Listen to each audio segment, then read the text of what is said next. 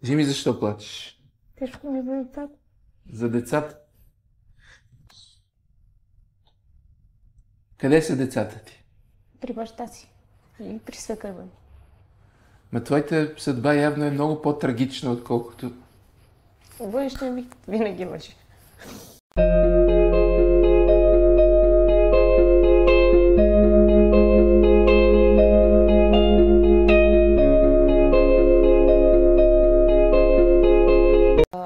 Родна страна България. Не си избягал от България, а от Кърдараш, ще предполагам.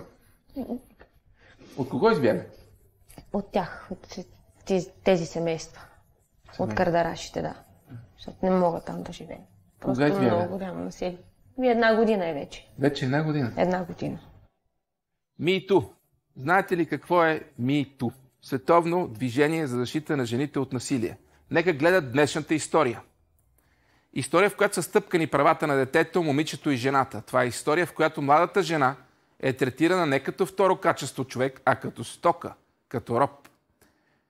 Феминисти и либерали от всички страни, записвайте си.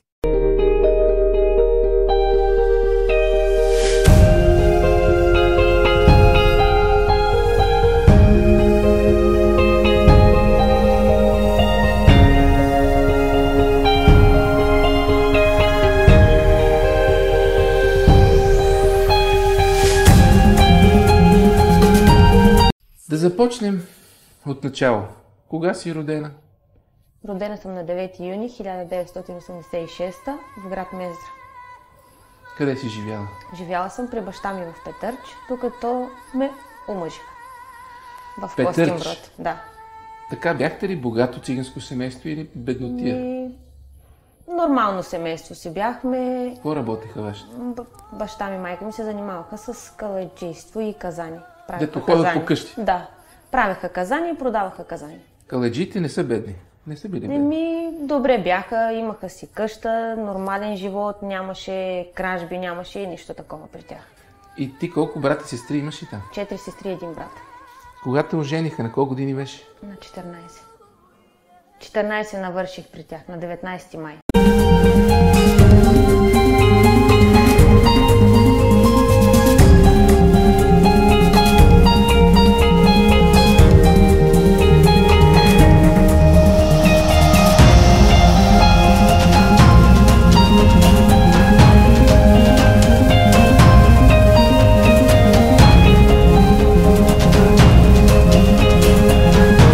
Беше ли честна? Да. При вас не може да не си честна, нали? Не. Как те ожених? Никак. Бях сгодена при едни други хора. От София. От София? Да. Пак цигани? Пак цигани, да, обаче не исках там да живея. Бях прекалено малка на 13 години. Не, че и тук съм искала. И баща ми и майка ми са срещнали с от Костинброд. Да. И нейния съпруг. И те им казаха, ще ви дадем еди си колко пари искаме дъщеря ви. Просто за жена да оженят внука си. Внука си? Да. Някаква от Костинброд те иска за... За снаха. За снаха? Да, там... Ти имаш ли думата да кажеш неща? Не. Каквото и да кажеш, си малка, не можеш да кажеш искам или не искам. Каквото реши майката и бащата. Колко пари дава с този момент? В този момент е казала на баща ми, колкото искаш ще ти дам. Баща ми каза, аз не може да кажа колкото искам, защото моето дете не е вещ за продаване. Но, понеже нали, циганските закони са такива, които трябва да се плаща. Няма начин да не се плати. И каза, както прецените. Колкото баща ти не е искал точна сума? Не. И тя му е казала, аз ще ти дам, вика, 140 златни монети. Да ми я дадеш.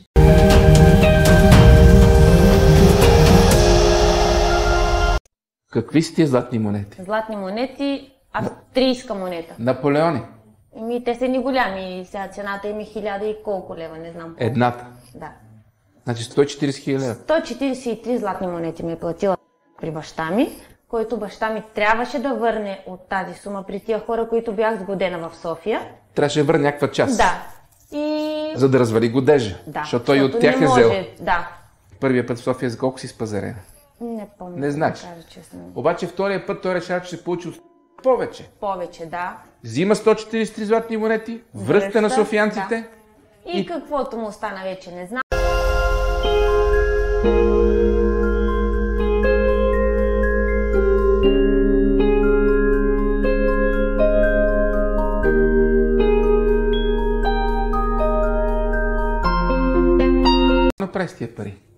Нямам на представа. Върнали там на хората, които беше... Върна, но нещо му останало. Това са много пари.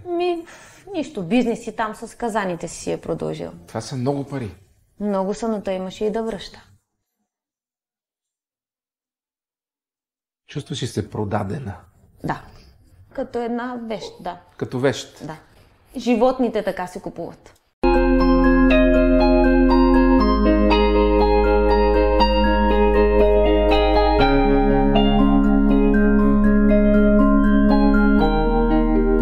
Какво искаш да кажеш на баща си?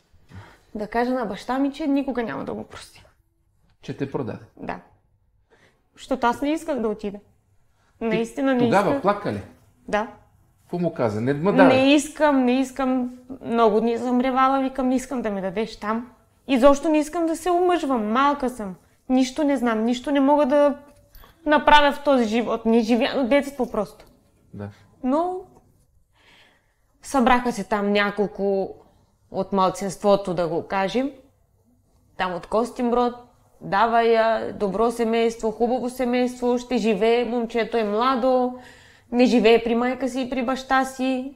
Разкажи ми, как го срещна? Не е имало сватба, ама как сте запознахте Значи тогава? ние отидохме, те дойдоха при баща ми, платиха ме и на другия ден казаха да отида в тях, да направят годеж или тем подобни неща. Взеха ме те, платиха ме вечерта и на другия ден казаха да отидат, да купуват рокли, разни неща, да правиме годеж. Обаче, понеже майка ми и баща ми имаха едни познати, те ме искаха, те заснаха. Да. И там стана, с две думи, конкуренция. Не са ме дали там, а са ме дали при... Значи как те ожениха? Казаха, отиваме за рокли. Да, викат, утре вика да дойде момичето, вика да отидеме на пазар, ще направиме годежа и ще събереме, вика, и ще остане при нас. Обаче вечерта, когато ме платиха при баща ми, дойдоха това момче, което ме искаше. Друго момче? Друго момче. И стана един бой много жесток наистина. Къде? Биха ги при баща ми. Не, в Петърча. Кой кого би? Това момче дойде с още няколко други момчета и са били майка ми, баща ми, брат ми. И какво стана? Баща ти не отстъпи, нали? Не. Само го набиха. Набиха го и майка ми, и баща ми, и баба ми, и всичките там, които бяха в къщата. А тебе набиха? Търсеха ме, не, аз избягах при леля ми. Не можаха да ме намерят. И на ако другия те бяха ден... намерили, щяха те отвлекат. Да, със сигурност. Те това искаха на сила да ме вземат, защото майка ми и баща ми не бяха съгласни там да ми дадат. Спах Той не е имал пари. Този твой кън... Имала повече пари. Обаче баща ти отнася един бой. Отнася. Малко му беше.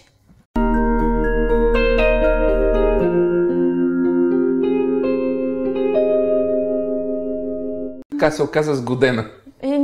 А твоите родини пребити. Да. До тук добре.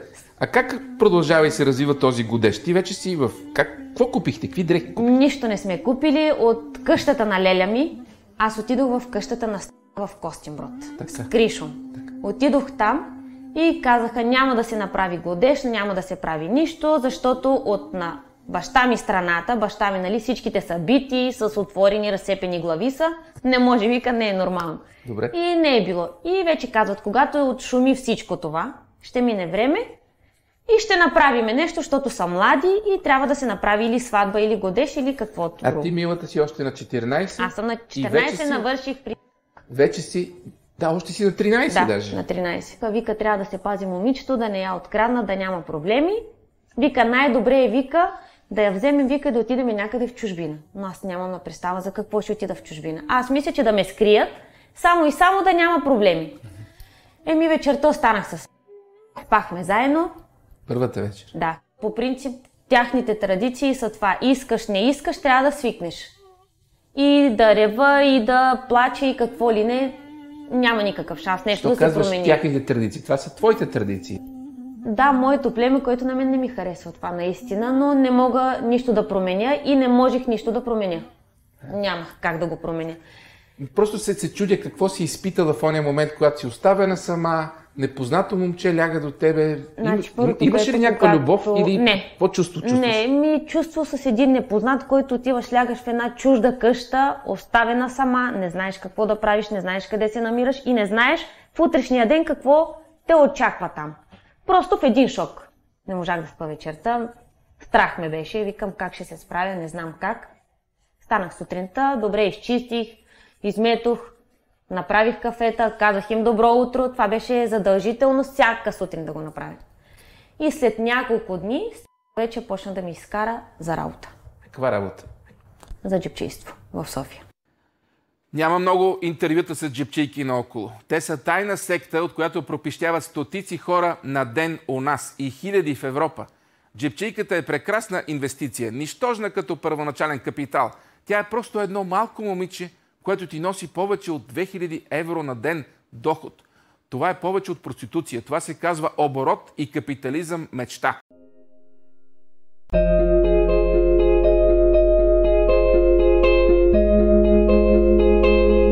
Някаква любов или не. Какво чувство чувстваш? Не, чувство с един непознат, който отиваш, лягаш в една чужда къща, оставена сама, не знаеш какво да правиш, не знаеш къде се намираш и не знаеш в утрешния ден какво те очаква там.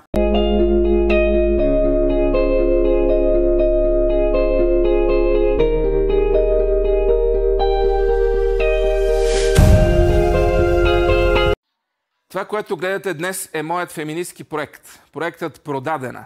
Йорданка е красиво кардарашко момиче, което е продадено от баща си за 143 златни монети на богата фамилия, за да се ожени за техния син. Така поне си е мислила Йорданка. Но оказва се, че освен да прави кафе на свекървата и да ражда деца, Йорданка трябва и да краде. От вашите чанти на площад Света неделя.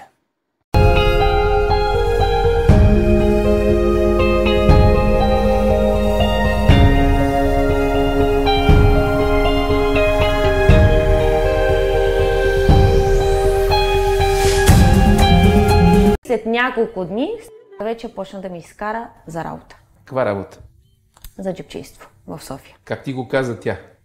Вика, айде да отидем на разходка. Вика да се разхождаме в София. Качва се нейния съпруг в колата и ме закараха до площада там, Света неделя. И останахме там. Дойдоха още нейни роднини. Тези, които се занимават с джебчийските кражби. И ми викат, айде, вика, ще се разхождаме, обаче вика, ще правиш това, което правиме ние. Какво правите? Те крадат по чантите. Как? И ми отварят чантите, събират се, крият се една с друга, слагат си там шалове, дрехи. Значи това се учи, а? Да. Показаха ли ти? Да, те ми показаха, ще направиш така и така, ще отвориш чантата, да не те усеща никой.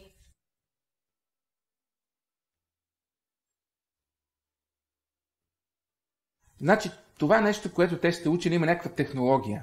Две думи, не трябва да дишаш след човека, който си, трябва само ръката ти да работи там.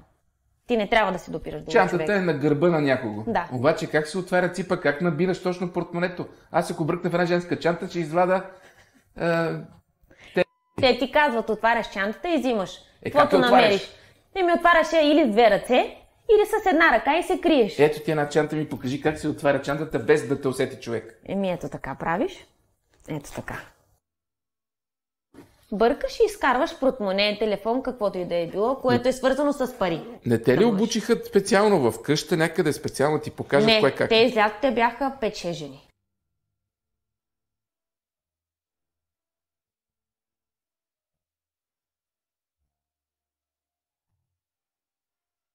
Те ме учиха, вика така и така ще направиш, сега ще видиш ние какво правим. Те нарочно почнаха по пътя да се лигавят, да правят едни разни неща. И аз все едно на майтап. Да. Отваряха, правеха. Викам, и аз и това трябва да го направя. Да, вика, ти това трябва да го направиш. И вика, ще видиш колко ще е по-добре.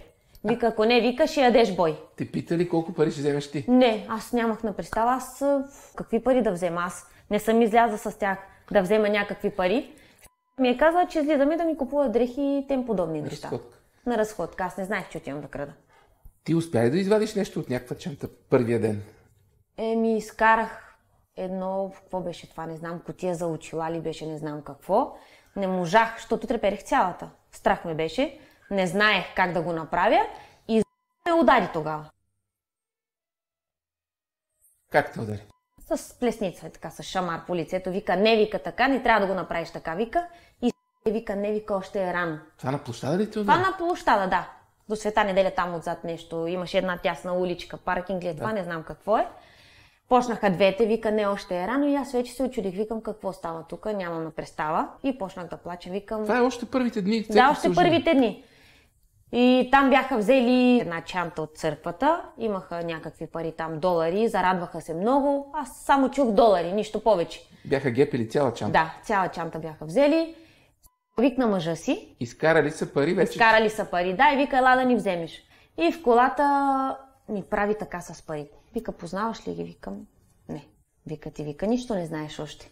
Вика, леля ти може много да работи ли? Вика, леля ти една, вика, от най-добрите. От 13 годишна, вика, аз се занимавам само с това нещо.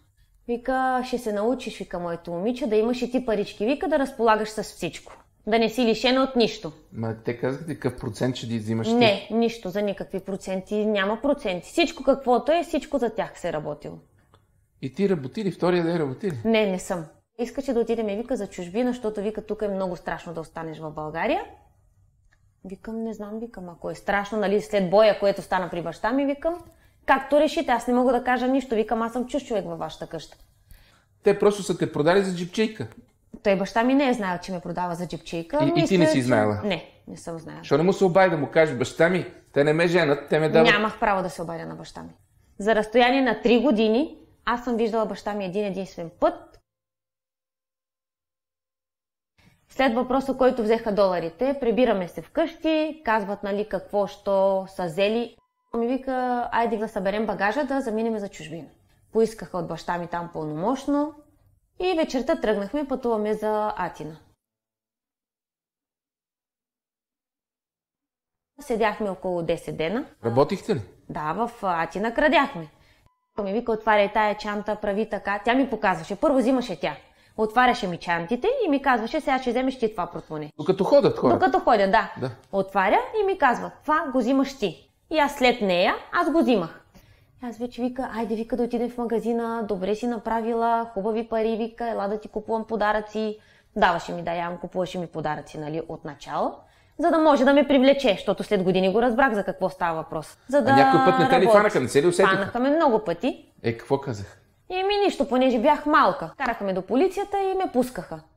Питаха ме какво, аз викам, искам да си отида при майка ми. Там виках, мама, искам, не знаех какво. Звъня на вика, само 2 номера ще имаш в този телефон.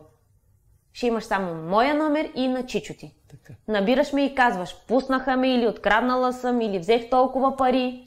Да. И няма значение, вика, дали ще ги преброиш. Събираш парите, вика, и ми се обаждаш веднага да идвам да ги взема.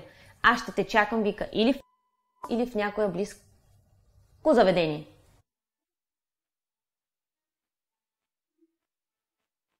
Научи ли си ти добре да крадеш? Не се научих добре, но ме беше страх, защото трябваше да го направя. Много съм далече, не знам къде да отида, няма как да се свържа с някой от моите родители или роднини близки там. И каквото ми казваше, аз правих. Събрала е парите, връщаме се в България, до 5 часа сутринта седиме будни и казва на бабата.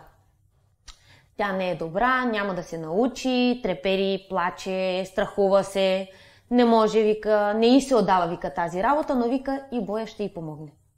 И бабата вика, ти ще я научиш. Как ще те научи, с бой ли? Ако не се науча с добро, както ми казва тя, отваря и взима и тако, вече с лошо. Колко сме седяли? Да сме седяли 4 дена в България. 5 най-много. Не ми дава да съм до... Ще си по-ограничена, защото не си свършила добре работата си. 4 дена сте в България? Да. И пак ли заминахте? В тия 4 дена, които бяхме в България, аз освен да чистя, да пера, да гладя... Рубиня? Като рубиня нищо повече не съм правила. Кога почнаха да те бият? След това, което тръгнах от България, къде отидохте? Обиколихме много държави. Италия, Испания, Португалия. И вече ми казваше, ако не крадеш тук, няма да се прибираш, ще те набия, няма да ти давам да ядеш. Колко силно те биха най-много? Аз съм стигнала до да се самоубия. С едно въже, което не знаех как да го направя. Обех се в една тоалетна. Отидох, сложих въжето, но не знаех как да го направя. Защото ме хванаха в Италия първия ден, когато отидохме. Закараха ме в полицайското, там в полицията, с нейната снаха. Ние бяхме няколко. Пуснаха ме, защото съм малка. И тази казва, ти си ме натопила, не знам си каква, почнаха да ме бият. Братът на удрял ми шамари, пцувал ме, вика, ще те направя, вика, проститутка по пътищата, вика, няма как да стане това, ти трябва да връщаш пари на сестра ми е дала толкова пари. Аз не можех нищо да говоря. Слизаме в един паркинг там наблизо, където са спряли с колата и ми изкарват багажа от колата. Фърлят го по земята, пращаме, вика, да проституираш, оттам повече ще изкарваш. Аз не знаех какво да правя и аз много се оплаших. Почнах да плача, разтреперих се цялата. Това в Италия? Да, това стана в Италия. Викам, тук става нещо много страшно с мен и викам как да се пребера, не знам как да си отида. Тя имаше една цигара там, пушеше се и я огласи на ръката ми.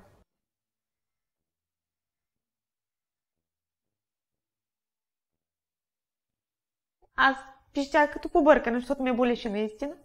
Влязох в тоалетната там и имах един анцук, който съм взела връзките. Почнах да се беся, но не знаех как. Не можех. Цялото това ми беше в кръв, беше станало. Тя влиза в тоалетната, вика, айде, вика, какво правиш там? Ядеш ли от тая тоалетна? Вика, какво правиш? Излязох и викам, искам да си отида при майка ми, при баща ми. Или вика, ще крадеш, или вика, ще останеш като първия буклук, вика, тук по пътищата. Спахме там вечерта на бензиностанцията. Те тръгнаха на сутринта. Как спите на бензиностанцията? Така, долу на земята. След това вече качих се в колата, почнаха да викат, вика, ще продължиме, вика, по другите градове. И ми казаха, вика, ще работиш, вика, колкото се може повече, за да се прибереш по-бързо, вика, и да те върнем при баща ти. Казваха ми, ще влизаш в този магазин, ще дърпаш чантите.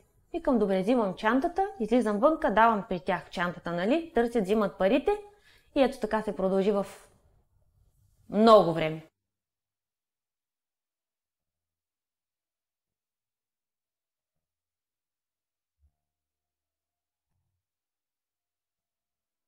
Добре, каква норма са очаквали от тебе, за да те похвалят? Значи те няма норма. Тя ме учи в този момент. Да. Трябва колкото може да повече. Да.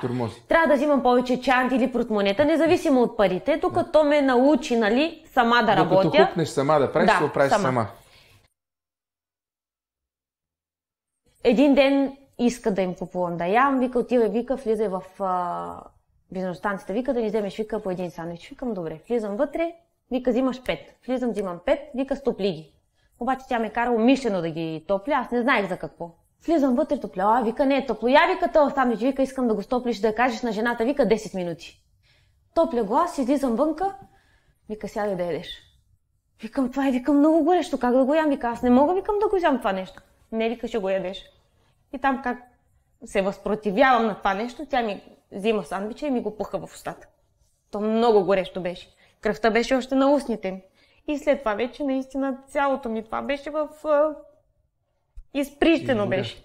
Не може, той изгоря. Няколко дни не можех. Нито вода, нито нищо. Това се повтаря явно колко години? 18 години. 18 години?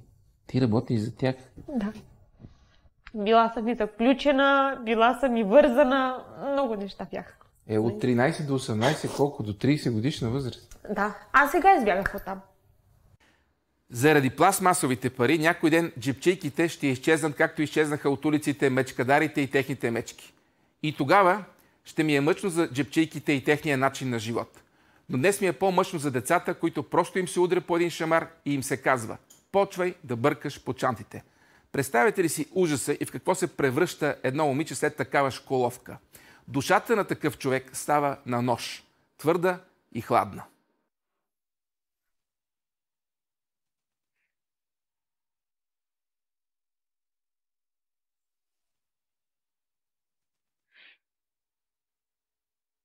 Какво ви трябва, за да станете джепчийка? Трябва да сте на 13-14, да сте невидима, сръчна, да не ви пука.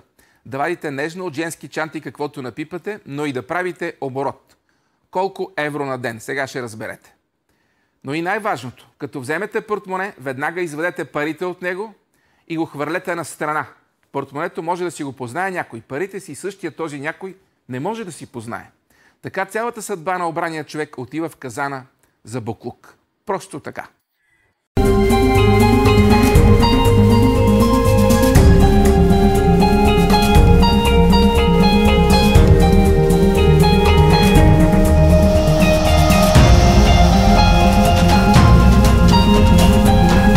Абе, ти си обрала доста хора. Много, да. Не ти ли жал за тия хора, дето? Жал ме, аз много пъти съм връщала. Аз сама съм се предавала в полицията. Това са 18 години, що не избега като стана на 20? Ама аз избягах. Ти бегаш, връщат те, бегат, Да. връщат се. Те ме връщаха постоянно. А сега си фана, всичко е наред. Сега, понеже вече съм взела друг мъж, за тях това означава, че съм Да. и не ме искат повече. А да крадеш не е лошо, нали? Не. А Това е работа, това е професия. Да. Това е нещо нормално при циганите, при нашите кардараши. да фанеш любовник е мръсотия. Това е най-долното нещо.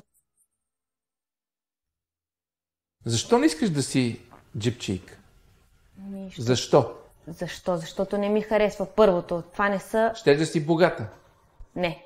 Не всичко е богатство, не всичко е пари. След като нямаш живот, нямаш разбирателство с твоята половинка, с хората, които си в тази къща, ти си една вещ, която с една дума ти си една банка, един банкомат, да го речем. Само за парите използват. Ти няма живот там.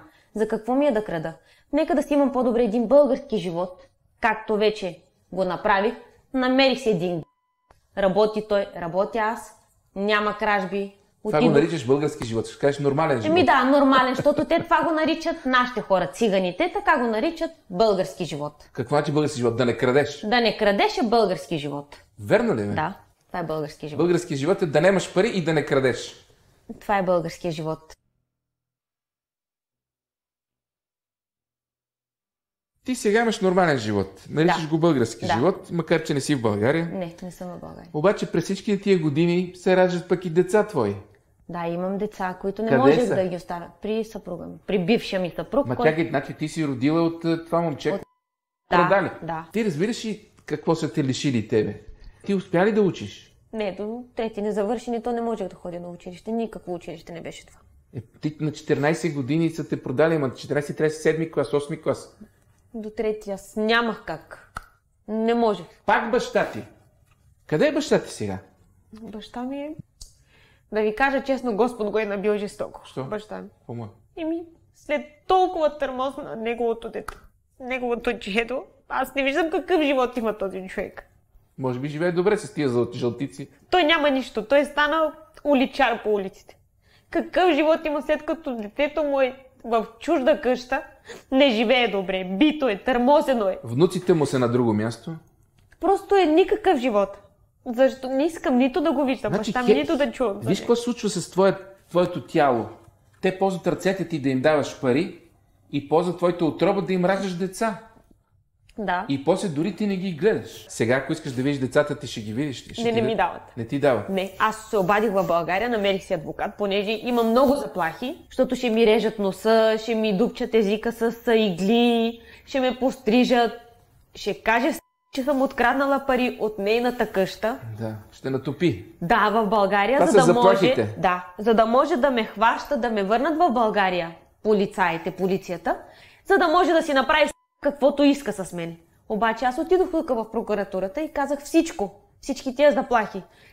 Как ме заплашват, че не мога да се върна в България, не мога да си видя децата. Няма как. Мъчно ли ти за децата? Много. Кажи им нещо. Че много. Че много ги обичам и много ми децата. Всичко бих дала, за да ги видя. Те големи ли са вече? Голямото е на 13. Какво е? Женско ли е? Не.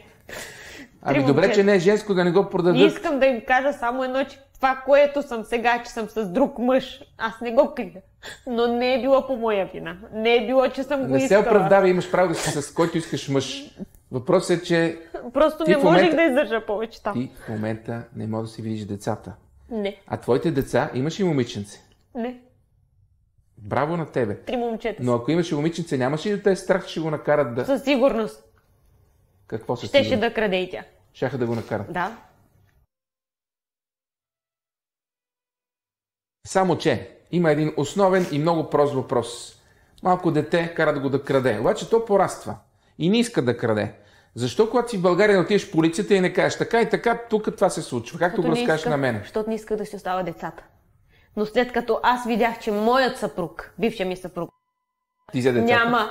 Няма никаква намеса в нашия живот. Просто не е мъж, за да задържи семейството си.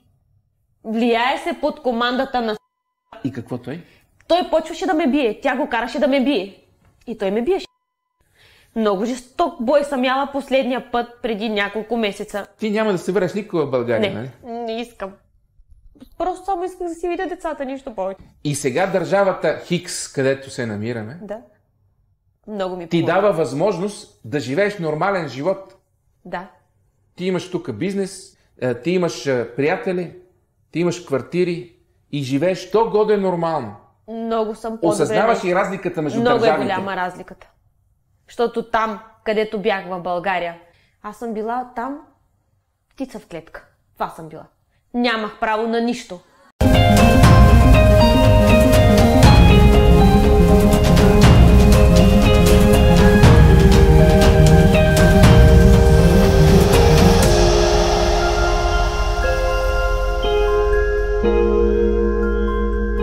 Йорданка, сега щастлива ли си?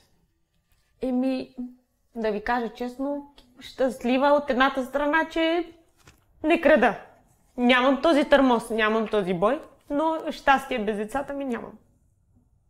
Кажи нещо на баща ти. На баща ми не искам, дори да му кажа, че ми е баща, не искам никога да го виждам в живота ми. Просто мразя ги и майка ми и баща ми от дърото на душата си. Не искам никога да го виждам. Кажи нещо на децата. На децата ще кажа наистина, че много съжалявам за това, което се е случило, че много ги обичам. Винаги ще ги подкрепя, ако имат нужда и от каквото имат нужда от мене, никога няма да ги оставя нещо да страдат. Но това, което направих, беше избора, който да се махна от нещо, което не можех да издържа. Просто не ми даде повече шанс да съм с тях.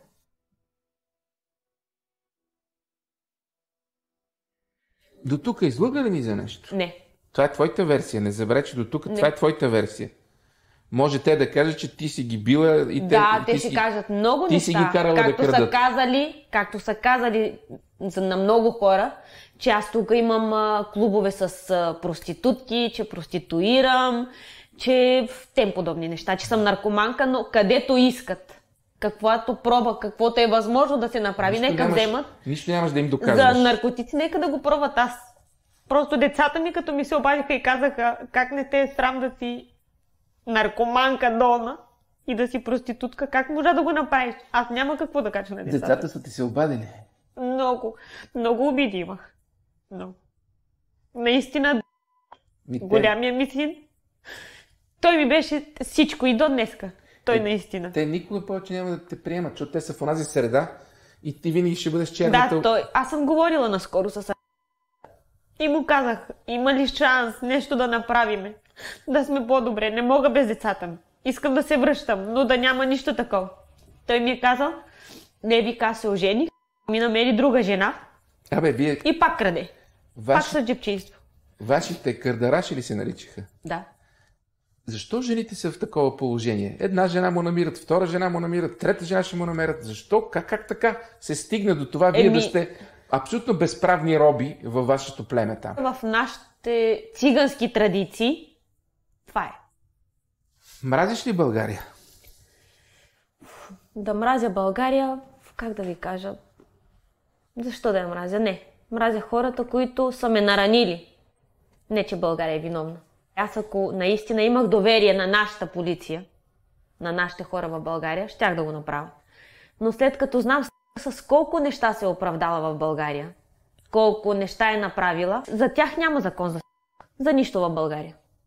Ти чувала ли си, че в България има организации, за да се борят за правата на жените? Никой да не се ожени на 14, нарушено ти е правото да си дете. Никой да не те трафикира. Нарушеното е правото, те ти взимат документи, правят пълномощни и те трафикират. Това е трафик на хора. Никой не може да те кара да си роб, никой не може да те бие и никой не може да те кара да работиш за него срещу нищо. И то незаконна работа. Това са нарушени 5, 6, 10 твои права. Не си чувала, че има такива организации? Не. И аз, между другото, не съм чувал. Колко момичета има като тебе в Костинброд? Колко има в Левски, колко има в Петърч? В Левски са много. Те оттам тръгнах. Колко са? Не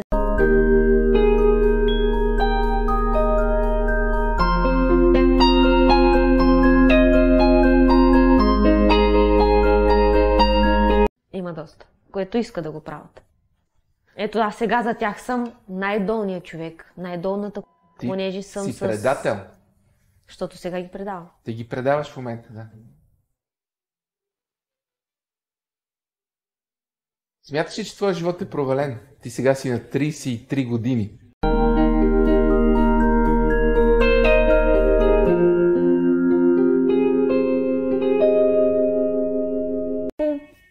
Всичко е било така.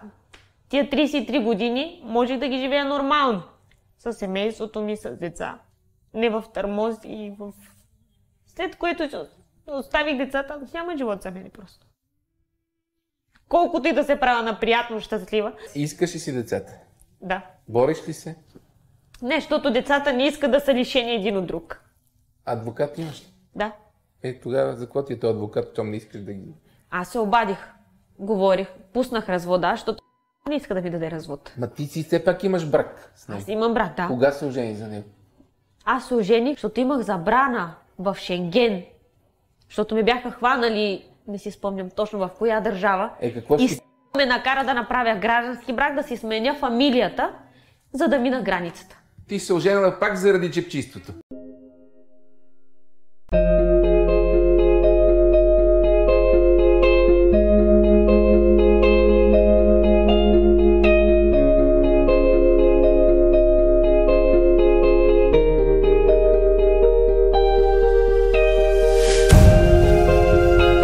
Чепчиство е било. Но сега съм пуснала документи да си върна фамилията. Не искам повече. Ще се развеждаш? Да. Как определяш съдбата си? С коя дума я наричаш твоята съдба? Нещастна. Нямам каква съдба, просто. А за какво мечтаеш, Йорданка? Дали си загубя никога децата. Нищо. Усещаш ли как един красив народ с хубава музика, с красиви момичета, как не иска да излезе от тъмното средновековие? Това са вашите традиции. Иска да са си винаги там. Няма ли да се променят? По-зле става. Защото се раждат ново и ново и ново поколение и все повече. Повече. И те не учат, и те... Да. Ти си единственият човек, който съм срещал и който е продаден като дете. От родителите ти. Това е вече пък най-страшното. Не се променят тяхните традиции. Не съм искала да съм циганка, защото знам циганския живот как е. Явно нашата държава малко повече трябваше да полага сили. Защото явно в другите държави, които няма това насилие, няма продажби, няма купувания на деца. Защото, примерно в някоя държава, която се купува, чула съм, че са купували деца, но са наказани. Има закон. И знаят как. И знаеш какви са били децата? Българчета.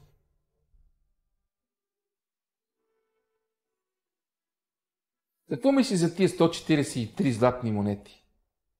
Те са нищо. След като живота ми зависи от тях. Защото аз съм купена съм, продадена съм. Като казах сега да се върна, да отида за България, ми казаха, когато върнеш монетите, тогава ще се върнеш. Трябва да връщам 143 монети. Имаш ли? Не. А защо трябва да ги връщам? Аз съм крала много на... Знаеш ли какво значи алчност? Колкото има, толкова повече иска да има. А какво значи грях, знаеш ли? Грях е това баща ми, който е направил с мен. Как се казва баща ти? Евлоги. Евлоги? Да. Как му викат? Мочо. Мочо. Разбираш ли разликата между Евлоги и Мочо?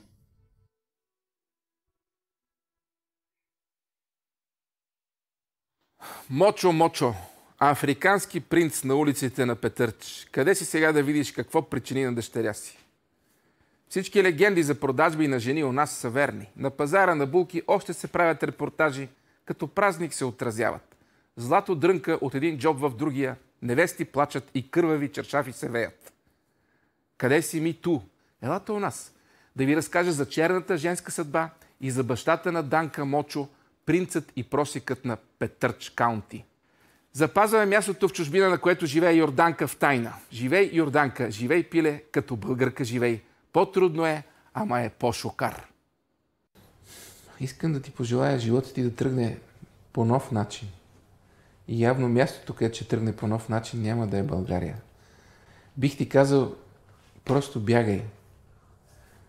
На друг човек бих казал, остани, бори се, но просто това е кошмар, което ти се е случило, да загубиш още години в тази битка, по-добре живей някакъв български живот извън България, защото това е нормалното, разбираш? Другото не е нормално.